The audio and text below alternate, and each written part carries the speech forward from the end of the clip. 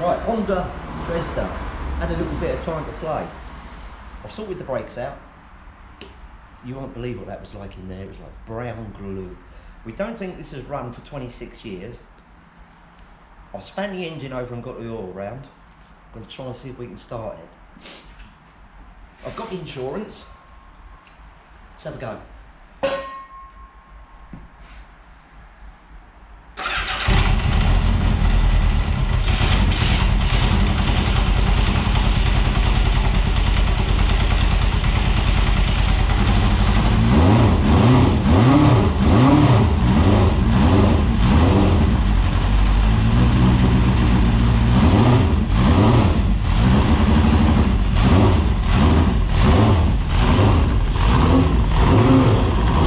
Plenty of oil pressure.